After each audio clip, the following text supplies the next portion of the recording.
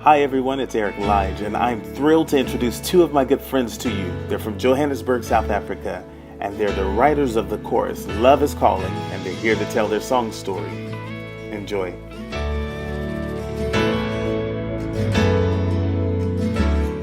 Hi guys, I am NJ Kunene.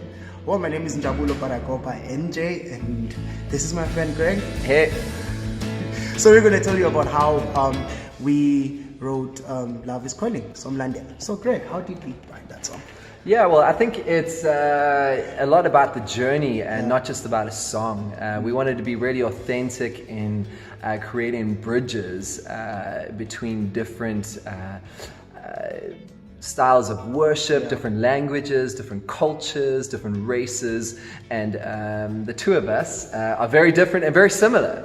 And we have walked a long road together already, and Love is Calling for us was a really beautiful moment where we took a traditional Zulu song and we've had an English chorus it, because we'd actually written quite a few Zulu parts to other songs, well-known songs that were in English. So we just thought we'd try something different. I mean, we also got a brief from our lead pastor at the time, Gary, who told us that we needed to include diverse songs in our set, and that actually took us on quite an interesting adventure.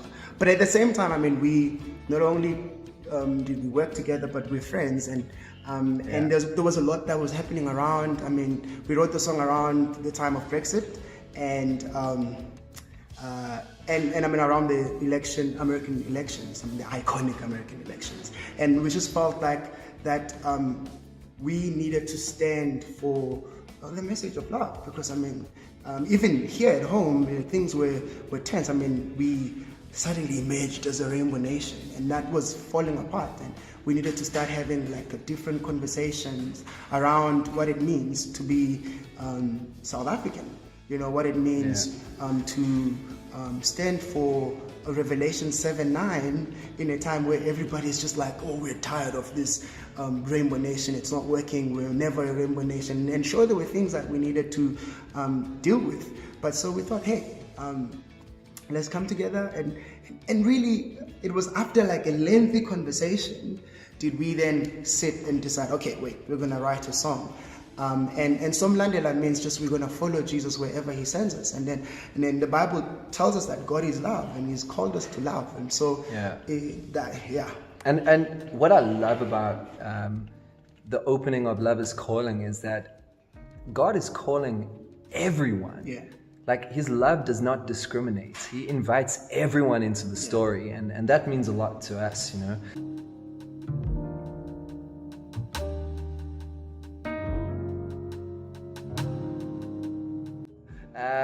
So I will never forget one of the first conversations that NJ and I had. It was at a Doppio Zero, which is a restaurant over here.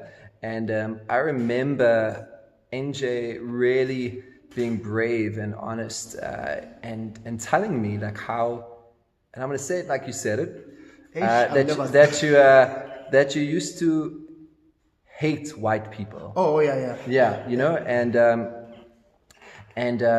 I remember feeling very white in that moment. and often over here, I don't know what it's like over there, but I just want to speak about my people over here, is that often as white people we want to we don't listen to understand. We listen and wait for an opportunity to respond without having heard anything that's just been said.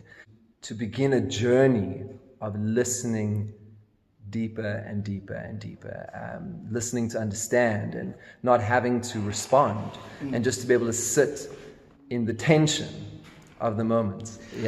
But I mean, often Jesus invites us to hold the different tensions, and I think for me it's very this whole process is close to my heart, because it was in worship actually that I was set free, and afterwards I saw a multitude of people from every tribe, from every nation that no one could number. And I knew then that as a child of God, I couldn't really justify what I was feeling.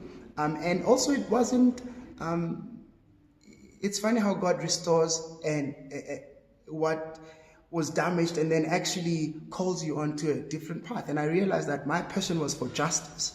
My passion was for us starting a new conversation. And I could say that to Greg because we're friends, and I knew as friends that it was possible that he was going to be able to take it. But also he's taught me a lot as a friend, and in these moments where we've had, hey, listen, you're going to have to sit here and listen to what I have to say. But it's from a place of love and a place of friendship. And often what I've found with, I don't know how it's like in the States, but in South Africa, often as white and black, we like to claim how diverse we are. But what we have really is proximity. So we have proximity to one another, but we don't have a relationship. And there's a difference, because if we have a relationship, then all of a sudden political correctness just goes out of the window. You know, you can say what you need to say to your friend, and vice versa. You know, but also it just seeing what that's what God is about. He pleased a diverse God to create a diverse people. And when we get to heaven, He doesn't take that away. He doesn't take. Husband and wife, this side of heaven, you know, male, female, this side of heaven. But diversity, you know, every tribe, every nation, every language that we see on the other side of heaven, you know, that God does not take that away. And so it's a lifelong passion and journey of mine to actually just keep reminding myself about that message, but also reminding others that love has called us to love. Even love those who are not like us. Yeah, I'm gonna love my arm right now. That's, it's shaking so much because I've been holding this up for so long, and I clearly need to gym more. So the gym is calling me right now. Yeah, to everyone who is singing the song, it's so much bigger than the two of us. It really is about God and His kingdom, and we can't wait to hear what it means to you and what the story of Love is Calling is to you in your context and your people. You know, may God bless you all sincerely. That's over and out from us in South Africa. Yes. Bye.